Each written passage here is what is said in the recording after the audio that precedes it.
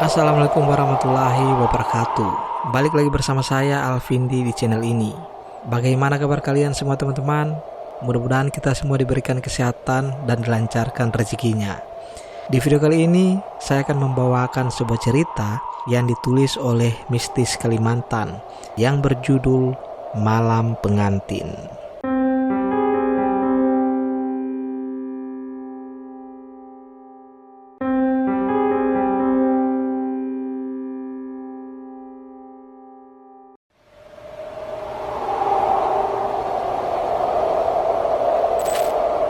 Sebelum kita masuk ke dalam ceritanya, jangan lupa teman-teman untuk like dan subscribe channel ini, biar channel ini semakin berkembang. Bagi teman-teman yang ingin berkunjung langsung ke akun penulisnya, nanti silakan saja kunjungi linknya yang nanti saya akan sertakan di kolom deskripsi. Dan tanpa berlama-lama lagi, langsung saja kita masuk ke dalam ceritanya.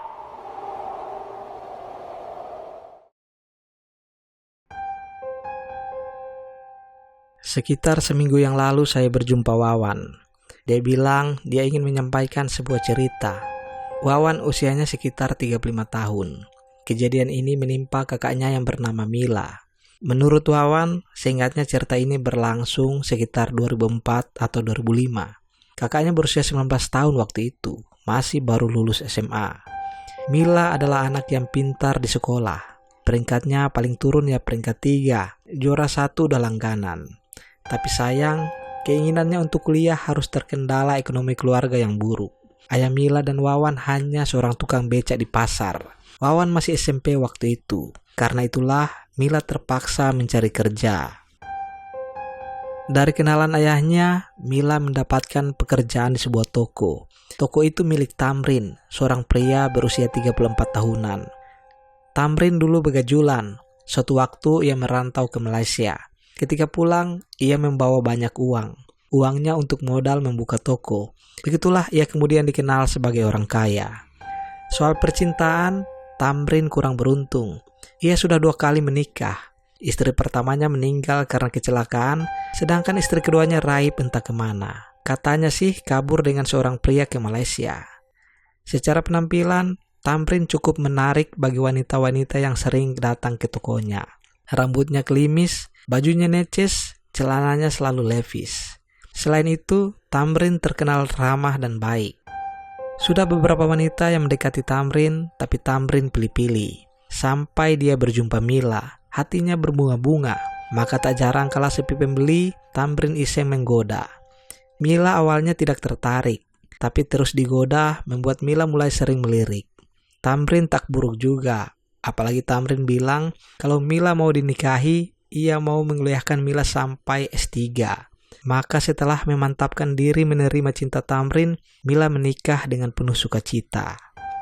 Acaranya besar-besaran, seolah-olah itu pernikahan pertama Tamrin. Semua orang memandang Mila sebagai wanita yang beruntung. Tapi semua kebahagiaan Mila segera berakhir ketika acara selesai.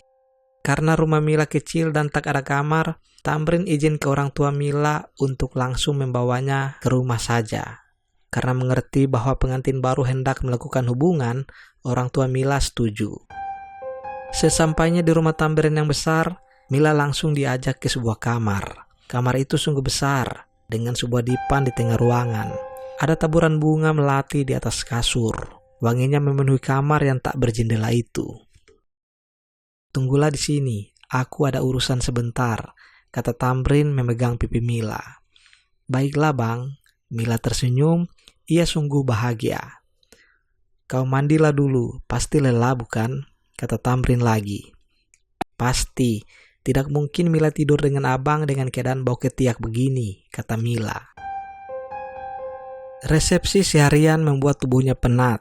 Ketika Tamrin keluar kamar, Mila bergegas mandi. Kamar mandinya juga luas, airnya bisa diatur dingin atau hangat. Mila sempat kaget saat air yang mengucur terlalu panas. Setelah bisa menyesuaikan suhu, barulah Mila mulai mandi. Anehnya, air yang mengalir itu tercium begitu harum, seumpama bunga melati. Hebat, bahkan air mandi bisa dibuat wangi seperti ini. Kalau kaya, apa saja bisa, pikir Mila. Setelah mandi, Mila mengenakan baju lalu tiduran di kasur. Nah, setelah sejam sendirian di kamar, Tamrin tak datang juga.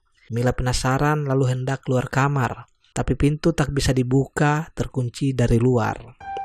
Mila tak tahu kenapa ia dikunci di dalam, tapi ia masih berpikir baik, mungkin Tamrin ingin Mila lebih aman di dalam. Karena terlalu lelah, Mila merasa sangat mengantuk. Kepalanya terasa berat, lalu perlahan-lahan Mila tertidur. Tengah malam, Mila merasakan ada seseorang yang memeluknya dari belakang. Tangan orang itu mengelus lengannya, lalu ke arah perut, lalu terus turun ke bawah dan ke bawah. Dalam keadaan setengah sadar, Mila mulai merasakan sensasi yang tak pernah dirasakan sebelumnya. Tubuhnya mengelinjang, lalu Mila mulai memutar tubuhnya menghadap orang yang pastilah si Tamrin itu. Namun tubuh Mila kaku ketika melihat sosok yang memeluknya. Sesosok makhluk hitam legam dengan mata merah, perut buncit, dan gigi kekuningan menyeringai depannya. Liurnya menetes dengan aroma busuk bukan kepalang. Mila melompat dari ranjang. Ia berlari ke arah pintu, tapi pintu masih terkunci rapat. Ia menjerit sekuat tenaga, tapi tak ada yang membuka pintu. Entahlah kemana Tamrin, tapi sosok itu sudah mendekat dan menggerayangi tubuhnya. Tubuh Mila lama-kelamaan menjadi lemas. Selang beberapa menit, Mila kelelahan berteriak lalu jatuh pingsan. Paginya, Mila terbangun tanpa selai benang di tubuhnya. Di dekatnya, Tamrin sedang memunggut bunga-bunga layu dan memasukkannya ke dalam plastik hitam. Dialah yang harus kau layani. Selama dia puas, kau akan dapat menikmati semua kemauan ini. Kau juga bisa kuliah sesuai yang kau inginkan, kata Tamrin, seolah-olah dapat membaca pertanyaan di kepala Mila. Apa maksudnya? Jadi kau bersekutu dengan setan? Mila berang. Kau pikir semua ini bisa didapat dengan cepat hanya dengan berdagang, Mila? Terserah, tapi aku akan pergi. Aku tidak mau terlibat. Kau itu jahat, Tamrin. Mila menangis. Masih terbayang di kepala Mila apa yang ia alami semalam. Benar-benar mengerikan. Semua bayangan itu membuatnya mual dan ingin muntah. Mila lari ke kamar mandi dan memuntahkan isi perutnya. Tamrin berdiri di depan pintu kamar mandi. Kau tidak bisa lari, Mila. Sekali kau lari, maka nasibmu akan sama dengan kedua istriku terdahulu. Apa maksud kau, Tamrin? Hilang, Mila. Kau akan hilang, kata Tamrin. Mila terdiam. Itu adalah sebuah ancaman. Kau pasti lelah. Istirahatlah, kata Tamrin. Oh ya, jaga mulutmu. Kalau sampai ada berita buruk yang beredar soal aku, itu pasti dari kamu. Dan kamu tahu resikonya, kata Tamrin sambil membawa kantong berisi bunga itu keluar. Dari berbahagia luar biasa, dada Mila kini dipenuhi rasa takut luar biasa. Ia menangis sekeras-kerasnya, membanting perabotan di kamar sesukanya. Ia takut, tapi tak tahu harus bagaimana. Ketika waktu beranjak siang, Tamrin datang dengan makanan. Kau tak perlu khawatir, kau tak perlu memasak dan mengurus rumah. Semua bisa kukerjakan sendiri. Kau hanya perlu melayani Tuan, kata Tamrin. Mila terdiam, tak menyaut. Ketika Tamrin pergi, pintu kembali dikunci. Mila merasa dirinya disekap. Nanti ketika kau sudah terbiasa, kau boleh pergi kemanapun. Tapi sekarang, aku tak ingin kau lari, kata Tamrin. Malam kedua di rumah Tamrin, Mila tak dapat tidur. Bayangan sosok menyeramkan itu membuatnya merasa sangat takut. Apakah sosok itu akan datang lagi malam ini? Keringat dingin mengalir. Mila menangis semalaman. Paginya, Tamrin membuka pintu kamar. Ikutlah denganku, kita perlu bicara, kata Tamrin. Mila membututi Tamrin dari belakang, mereka lalu duduk di ruang tamu. Kau tahu, Mila, kita sama-sama terjebak. Kau korbankan aku, sekarang kau bilang kau terjebak, aku yang kau jebak, Tamrin. Tapi bila tak aku lakukan, aku yang akan menanggung derita, Mila. Aku sudah bersumpah dan berjanji pada Tuan, kata Tamrin. Tapi itu bukan urusanku, kau mati pun aku tak peduli, kata Mila. Aku mengerti perasaan kau, Mila, aku mengerti. Pembual kau, Tamrin, sekali pembual kau tetap pembual. Mila berteriak garang. Tamrin terdiam. Mila, aku ingin membuat penawaran. Aku hanya ingin bebas dari semua ini. Tak mungkin, sekali kau menolak Tuan, kau akan dihukumnya. Aku tak peduli. Kau ingin membuat bapak dan ibumu sedih. Kau tahu Mila, dia tak selalu datang. Ia hanya akan datang sebulan sekali. Kau hanya perlu melayaninya sebulan sekali. Sisanya, kau dapat bersenang-senang dengan semua harta yang aku punya. Aku yang kau korbankan, kau juga yang menikmati semua harta ini, kata Mila. Penderitaanku membuat perjanjian dengan Tuan tak kalah pedih, kata Tamrin. Pilihanmu hanya dua, menolak lalu hilang dan keluargamu sedih, atau berkorban menikmati kekayaan lalu mengobati ibumu yang sakit-sakit itu, kata Tamrin. Mila tak menjawab hingga Tamrin pergi. Berhari-hari Mila memikirkan kata-kata Tamrin. Sepanjang malam dilaluinya dengan rasa trauma yang dalam. Pernah ia berniat bunuh diri, tapi ketika terbayang wajah ibu dan bapaknya, dipendamnya perasaan itu dalam-dalam. Suatu malam Mila mengalami sebuah peristiwa aneh. Di antara tidur dan bangun, ia mendengar seorang perempuan menyebut namanya. Mila, Mila, Mila. Ketika Mila membuka mata, ia seperti melihat seorang wanita berdiri di pojok kamar. Namun tak lama sosok itu menghilang. Sekian detik kemudian, di kejauhan Mila mendengar suara pekik kesakitan. Mila tak dapat tidur. Pikirannya melayang-layang. Sosok apa itu? Apakah ada hubungannya dengan makhluk hitam legam itu? 2 minggu dihantui rasa takut dan ngeri, Mila menerima kabar yang tak menyenangkan. Di suatu siang, Tamrin pulang dengan tergesa-gesa. Kita harus ke rumah sakit, Mila. Ada apa? Tanya Mila. Ibumu kambuh, kata Tamrin. Mila panik dan mengikuti Tamrin. Kenapa kau mengajakku menjenguk ibu setelah kau kurung aku di rumah?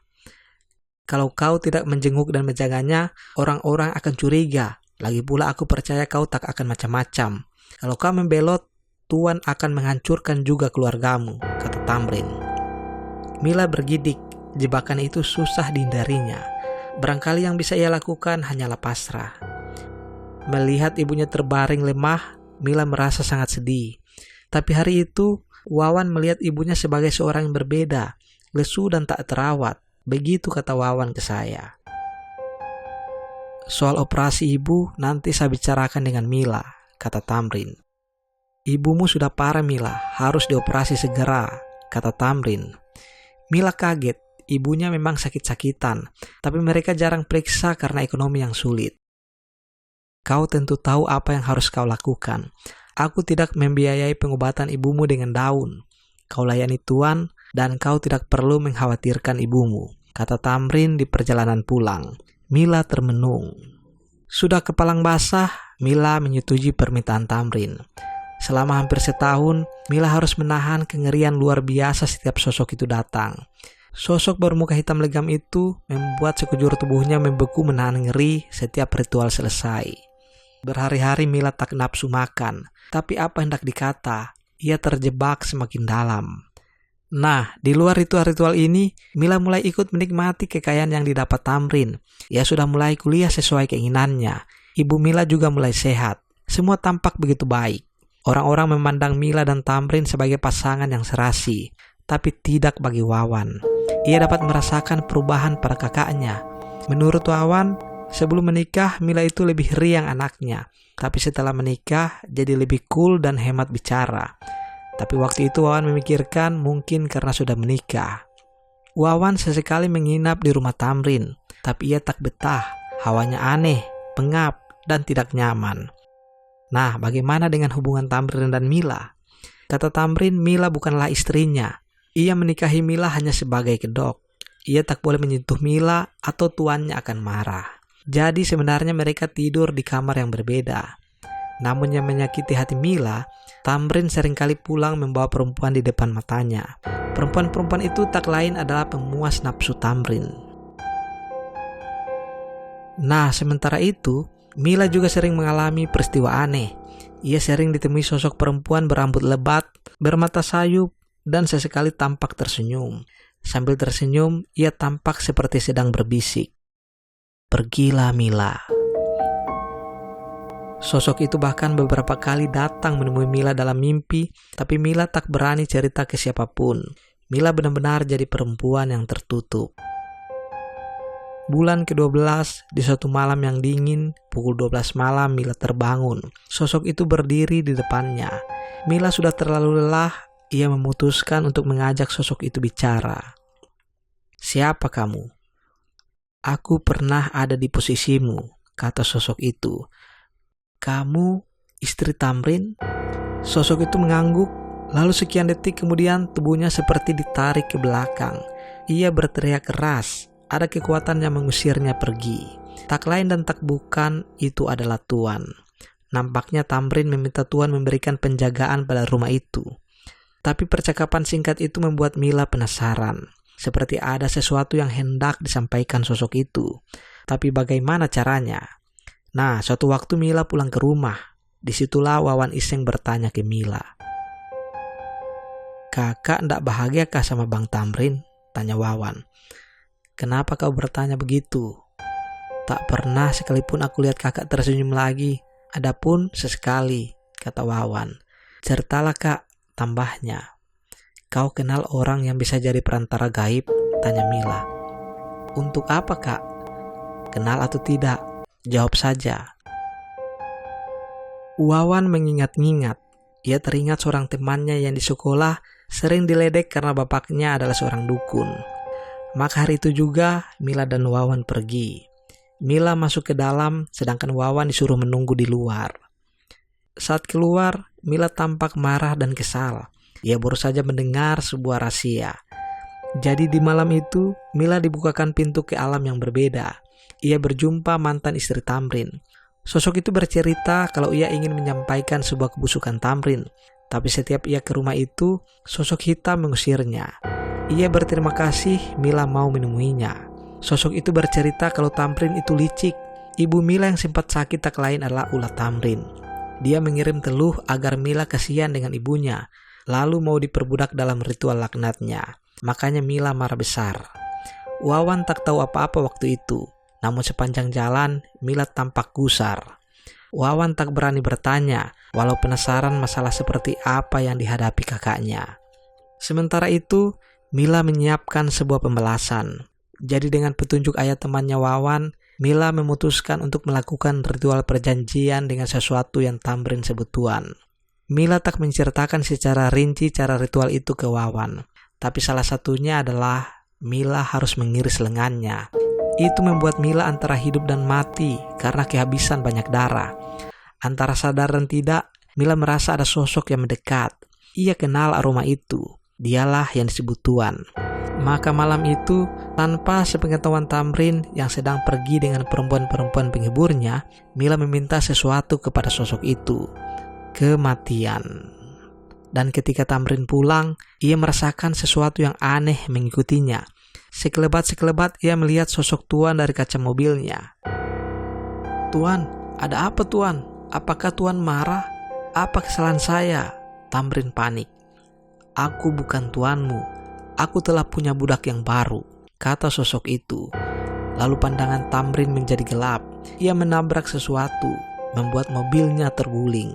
Nyawanya seperti ditarik paksa dari tubuhnya. Tamrin wafat di tempat. Lalu apa yang terjadi dengan Mila? Ia melanjutkan hidup dengan terus mengabdi pada Tuan. Kekayaan warisan Tamrin juga cukup untuk menghidupinya hingga sekarang. Mila emang pintar.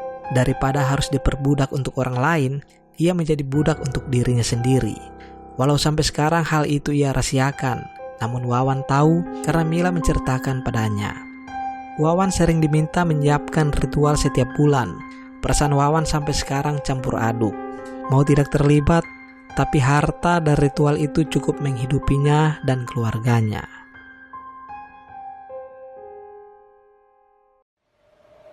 Oke teman-teman, cukup sekian cerita kali ini. Bagaimana menurut kalian dengan cerita ini? Tulis komentar kalian di kolom komentar. Dan akhir kata saya Alvindi, sampai jumpa.